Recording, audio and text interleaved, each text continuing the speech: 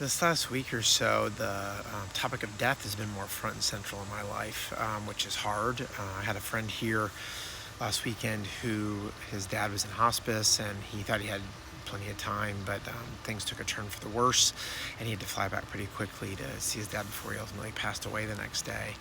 I also got a note from my aunt saying that she had found out she had cancer throughout her upper body, and they're going to start chemo this week, but that it doesn't look all that promising.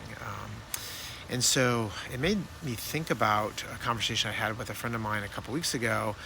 And that friend asked me, like, so what if you're wrong? What if, as a Jesus follower, you're wrong and there is no afterlife? And it wasn't said in a mean way or harsh way, just more of a curious way. This person doesn't really believe in an afterlife. It was just curious how I'd think about that. And it was a good thing to ponder. Certainly we all go by faith, right? We all have faith in something. And I have faith in Jesus and an afterlife. And certainly the greatest piece of Christianity is what we'll have for eternity with Jesus. And I can't wait to be there with him. But that's not it. It's not like we're just waiting for that here on earth. And so my my thoughts were, even if I'm wrong, and certainly don't think I am, but even if I'm wrong, the peace I have felt in this life is life changing for me.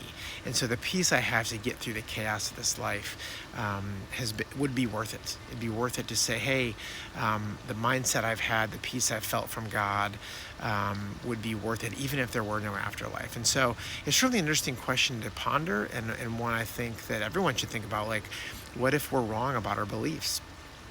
But for me, my conclusion was, even if people might say, hey, you're a fool, you believe something that wasn't true, I would counter by saying, yeah, but it made my life here on earth so much better, just to have the peace and comfort of knowing that Jesus was there and that he is looking out for me, watching over me, and sanctifying me each day. So something for you to think about, right? What if your beliefs weren't right? And what if somebody else's were?